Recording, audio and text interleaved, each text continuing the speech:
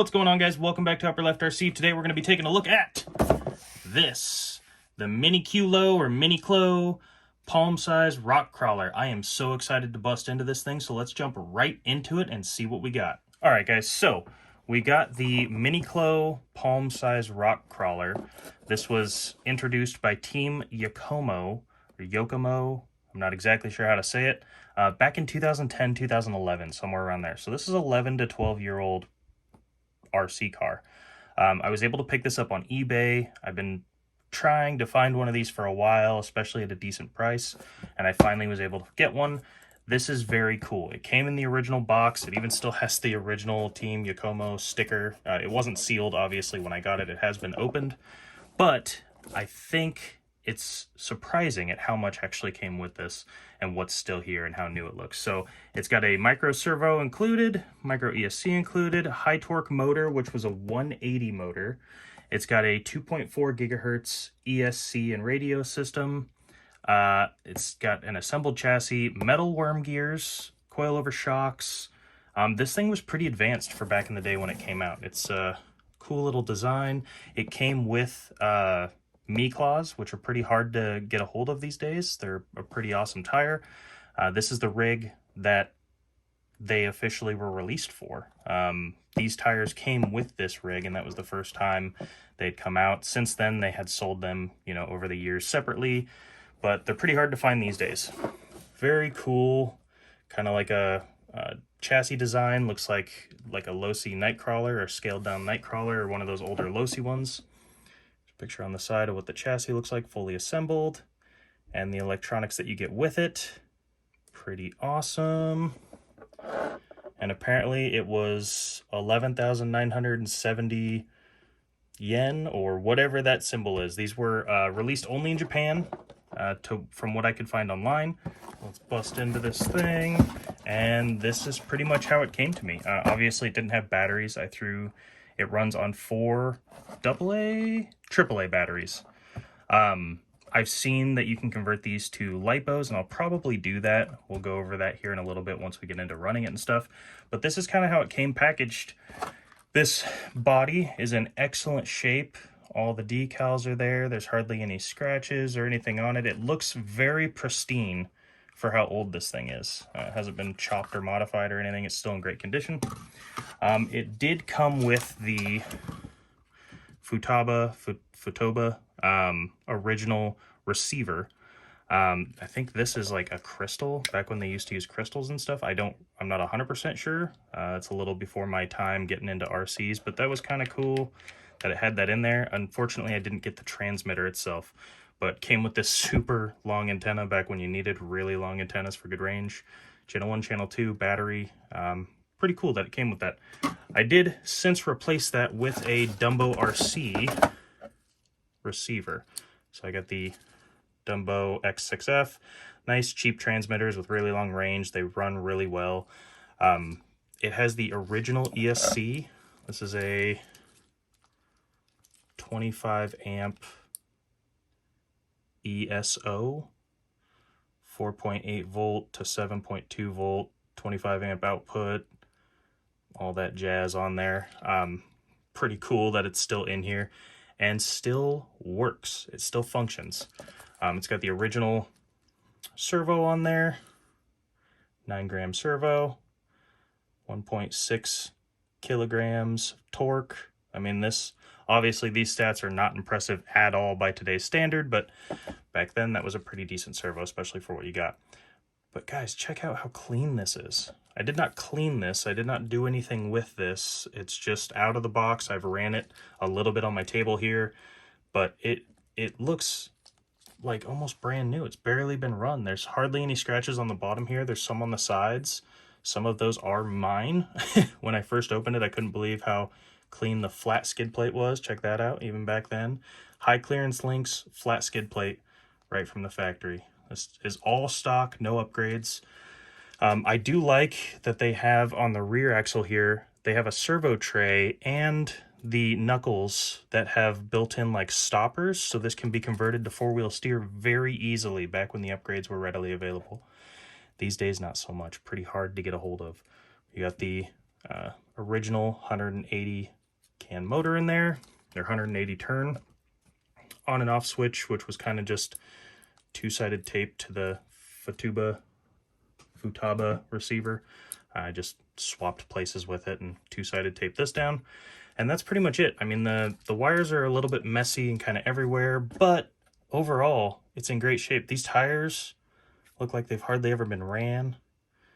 I mean, all original tread, really clean. I am so happy with how well this thing was kept and maintained and looking like it had hardly ever ran. That's pretty much it for the box. So now that we got this thing sitting here, we got batteries in it, we got a new receiver because we didn't have a transmitter. I probably could find an original one that might work with it, but that seemed like a lot of work when I have receivers sitting around. So pull the little side pins here. It's got the horizontal mounting posts out the side with a lot of different options to make the body skinnier, or there were a couple other bodies you could actually get.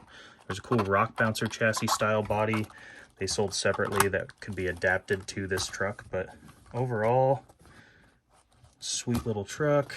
We won't put the body pins in right now just because it holds it on pretty well with how far they stick out. One thing that really impressed me with this, especially for being just stock out of the box like this, is the amount of articulation. I mean, that is pretty impressive right out of the gate. It's got all kinds of flex. The tires are super soft. It's got a ton of movability, and the steering servo throw is pretty decent. Let's fire this thing up and see what it's like to run. Now, being this old, I believe there is some sort of parasitic draw from the electronics, probably the old ESC, because AAAs do not last long in this thing at all. But we have enough juice. Check that out. The original servo, still running great. At full lock, it does a little twitch thing there, a little twitch dance. Only in that direction, it seems. But very cool. We've got metal worm gears, so you get a nice, decent slow crawl out of it if you want. And that's pretty much max speed. It is not the fastest thing in the world by any means. But I was shocked that everything worked. The original servo, original motor, original ESC. I mean, I put batteries in it, it fired right up. That's pretty cool. One thing I'm curious about though, and obviously we're gonna run this and see how well it does, but how does something 11 to possibly 12 years old stack up against modern day rock crawlers? This is a 24 scale Scx24, as I'm sure almost all of you know, if not everyone. This is completely bone stock. It's got V2 electronics. Nothing's been done to it. This is just stock out of the box, brand new. I'm gonna do a couple different challenges and tests to see how this stacks up to something this old. I mean, it's got long travel shocks, high clearance links, a ton of throw. It is really impressive that this thing was this capable back then. Why'd we revert back to something not as capable? I don't know. Let's run it and find out. All right, we got the ramp set to 45 degrees.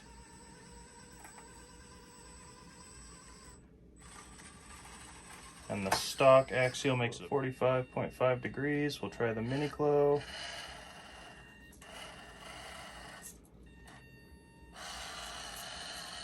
No problem. Oh, 50 is just out of reach for the MiniQlo. Doesn't quite have the torque. Oh! Because of its old age and the ESC and the state of the batteries that are fairly new, but I'm pretty sure they're being drawn upon, it just kind of has some binding and a lack of torque at this point. But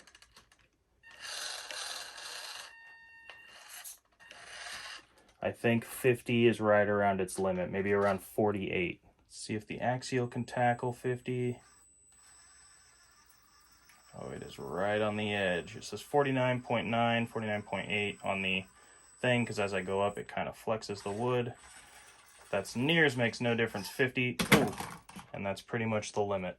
So bone stock right out of the gate, it looks like 50 is pretty much the limit for both of these. Because of the articulation on this, it will lift a tire. It can't quite do 50. I think if we had like fresh batteries or swapped it over to a lipo and it had the power to get up there consistently, I think it would still have that issue with raising a tire and flexing under its own torque. So I'm going to give this one to the Scx24. It can do 50 and it can do it fairly well, even though that is pretty much its limit for a stock Jeep. All right, so the next thing I'd like to test is kind of a makeshift flex test. So I have this little teeter-totter here. How fun is that? We're gonna see how far we'll line it up, see how much flex we can get out of these. That rear tire is still on the ground. You can see back here, when this starts to lift, we're gonna stop. And we're pretty much there, right about there. That's the amount of flex we can get out of the Jeep. Not a ton stock. Obviously, you can take stock shocks and move them to different positions to get a little more flex out of it, but I want to do this right out of the box, completely stock, and see what we have better. Next, we're going to try the MiniQlo.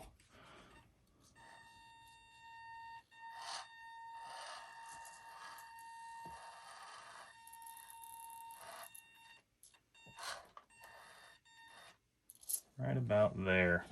Our rear tire is still on the ground. We start to get a little...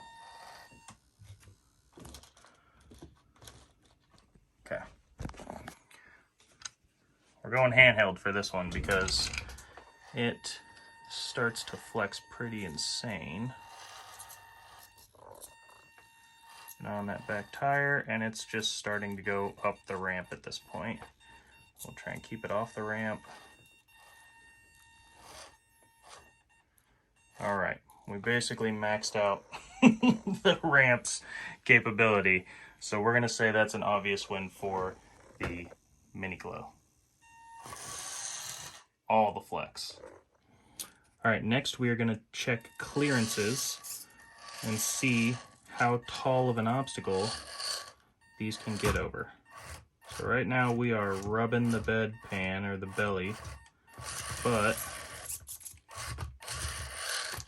it can get over.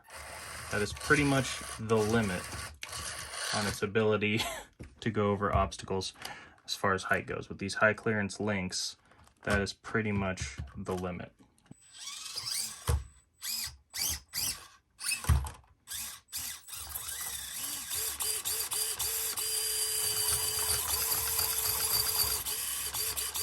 So we have hit the absolute limit. These tires are barely touching.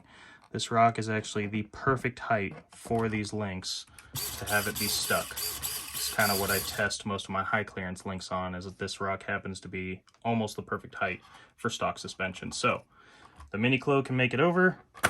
The Jeep can get stuck. They both have really good clearance. If you bump run it, you can get over, but there is a spot where you can get it stuck. MiniQlo will always make it over. I also want to test how well these trucks can side hill.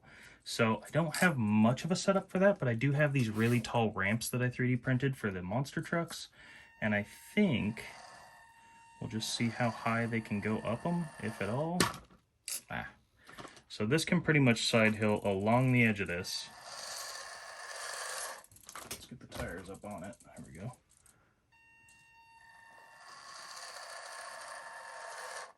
And it kind of slides and walks itself down. Let's see how the Jeep does. Put the Jeep up on it the same.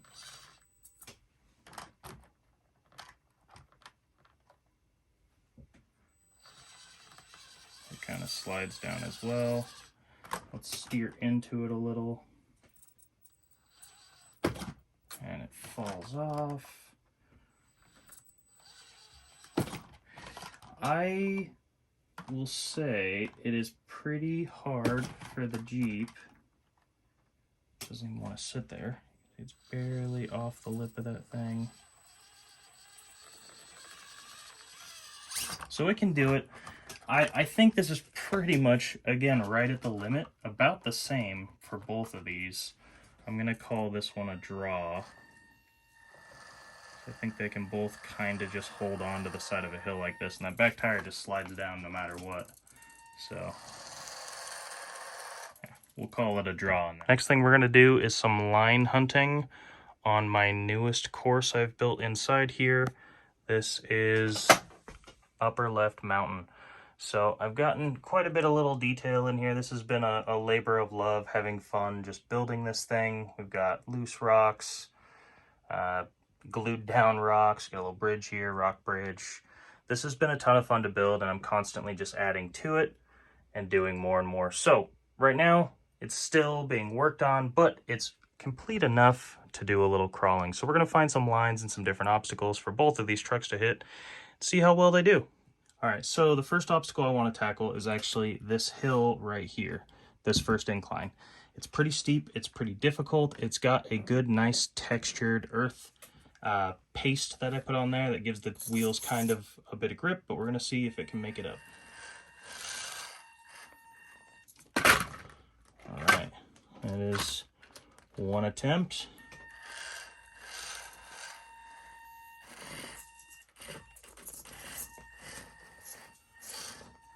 And on the second attempt, it made it right on up. I also just put a fresh pair of batteries in this because there is definitely some sort of parasitic draw on the electronics. The batteries that were in there had only been run about 15 minutes total before that, and they are just lacking in power. Some fresh ones worked real well. I really want to switch this to a LightBow setup, so that's probably going to be the next thing I do, just because I can't be putting batteries in it every time I want to run it. But it can crawl right up there. So let's try the Jeep. All right, first attempt with the Jeep. Couldn't quite make it. And I'm making sure I pull the same line on both sides. I try and go as center as I can between this mud area.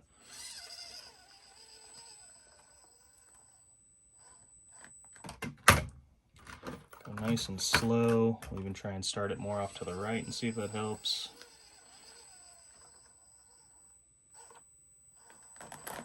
Oh, couldn't quite do it. Let's try more off to the left here. Nope. I don't know if this Jeep can make it. We're gonna try. I think it's just out of reach. Unfortunately, I don't think the Jeep's gonna be able to make it up that. When I originally designed it, I wanted it to be very challenging and almost impossible for some of my rigs. Let's see if we can get a little run up. There we go. A little bump and run, it'll do it. Very cool. There we go, just have to attack it with a little speed.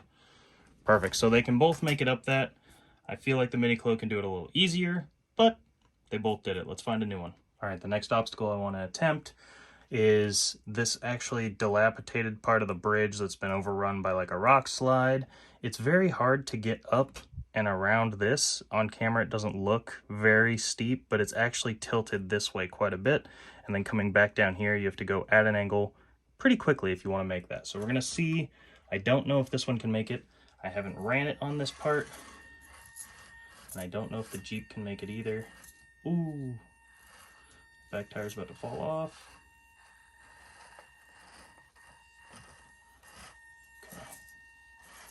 Up, and then we got to figure out how to come back down without flipping. Okay, nice. So the MiniQlo can make it right over to this area. Even back it up, and we'll try it one more time just to make sure it's not a fluke.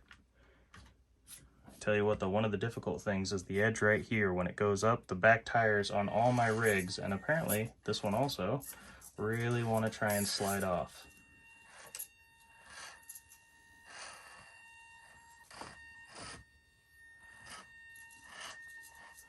Go up and back down. Nice. Very cool. Let's try the Jeep. All right, so we got the Jeep here. The approach is nice. It is a little bit narrower. And then down. Oh yeah, no problem for the Jeep. Some of my heavier rigs have a real hard time on that obstacle, but it's good to know that the stock one is It's actually super capable.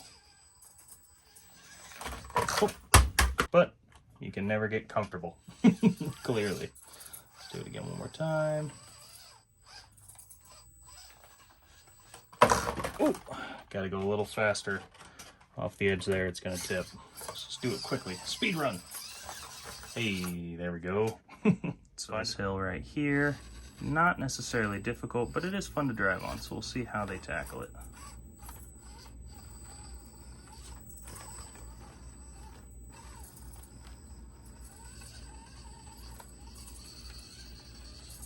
Oh yeah, Jeep makes it up no problem. Let's try coming back down.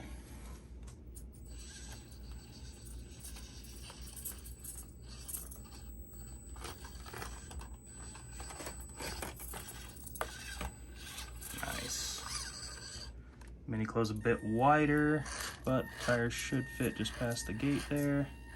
Gonna have to fix that fence for my wider rigs.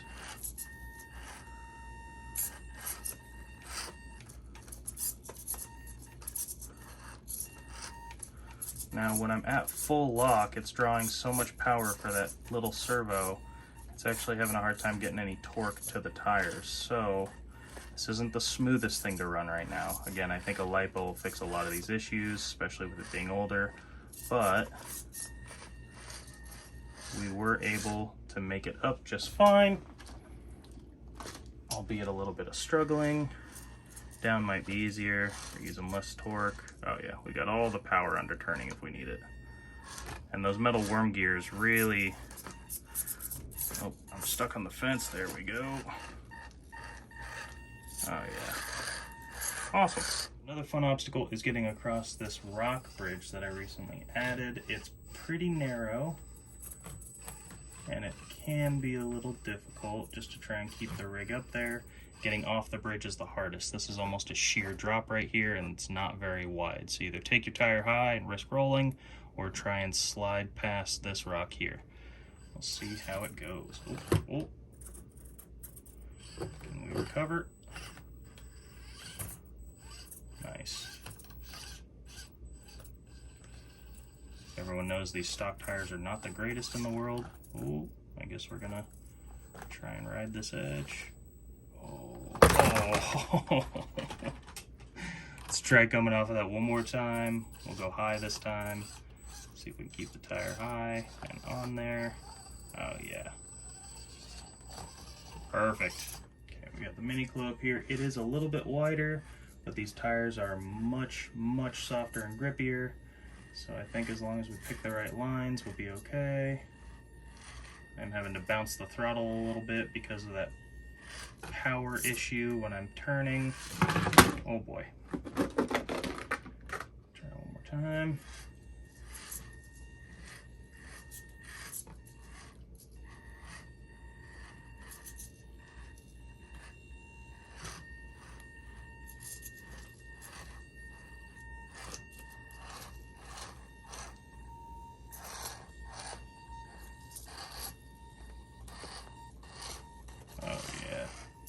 All right, another very difficult spot to crawl is actually right through here. It's not tilted too much. It's not a very steep incline, but it is super narrow. You have to approach it in a certain way. This little notch here, getting that tire track in the back to not slip off of here while you're crawling up to this, and making sure you have clearance to get over under the edge of this can be very difficult. It doesn't look that hard on camera, but it is a fairly difficult crawl. So see how the MiniQlo does. Get it lined up, rubbing the top of our body there a little bit, and our tire just nearly got stuck right under there. We were able to get through and make sure that back tire doesn't fall off. Oh, hey, we're able to make it. Start in the same spot with the Jeep. Work our way up here, back up. Body's rubbing against the, ooh, got the body pinned in right there. Okay, we're out. And we were able to get through. Now, if I want to avoid rubbing the body, I'm gonna have to come closer to the outside here. pin down this time. And oh, just about. That's what I'm talking about. It can happen that quick. That back tire slips a little and you're down. Try one more. Oh. All right, we got it. And the last little area here is just going to be, can they make it to the top of the mountain up the side of this slope?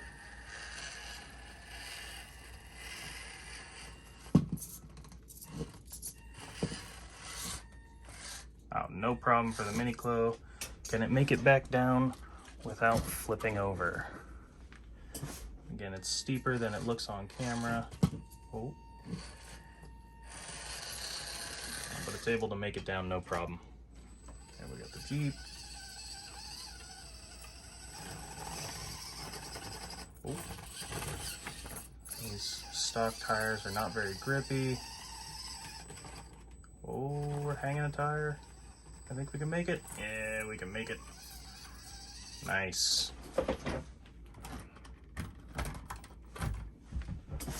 And back down. No problem. All right, guys, after all the testing and running, I guess my conclusion would come down to this. Are the vehicles of the past better than the vehicles of the present? Yes and no. There's certain things about this truck that I really enjoy. One of which is the